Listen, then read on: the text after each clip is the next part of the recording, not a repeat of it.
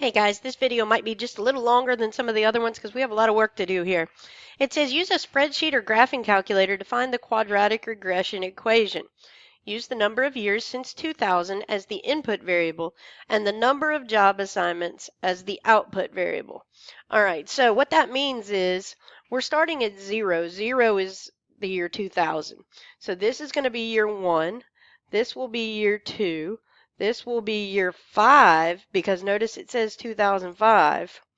This will be year 6, year 10, year 11, year 12, and our job is to find what happens in year 15, okay? All right, so the first thing I'm going to do is I'm going to open up desmos.com, and you'll be able to see that here in just a second.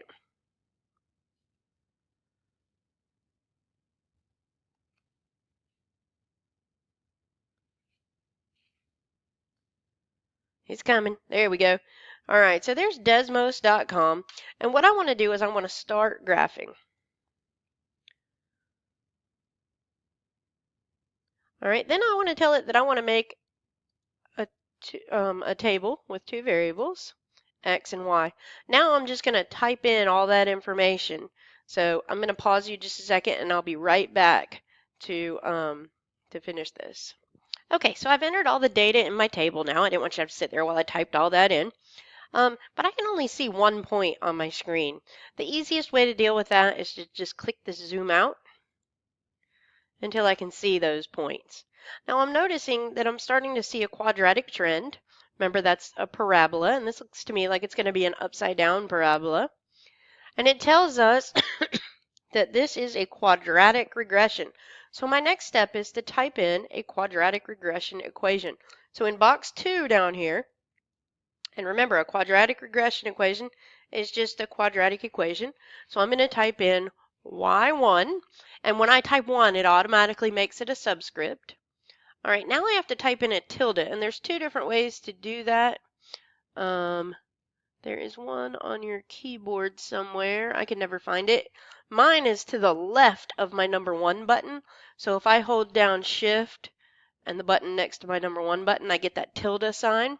If you can't find that on yours, let me just pull this up a little bit.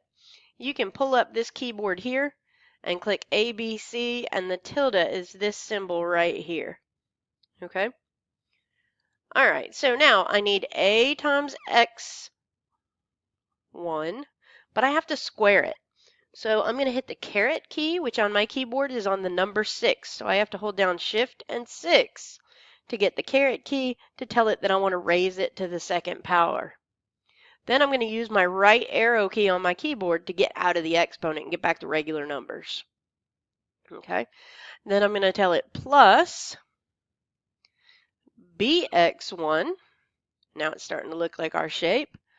Plus c. And there, now we have a pretty good idea what's going on. What we're going to do is we're going to estimate now. The question says, how many job assignments will there be in 2015? Well, how do you think I'd figure that out? I'm going to come over here to, let's see here.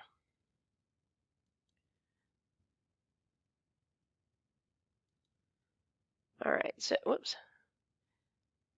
If I estimate where 15 is,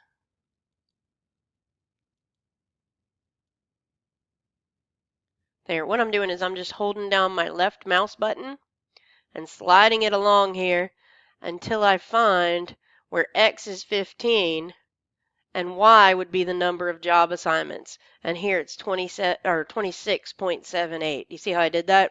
I just slid my mouse along my graph until I found 15 as the X coordinate. Okay, so let's go back to the problem for a second. I'm going to go out of Desmos now.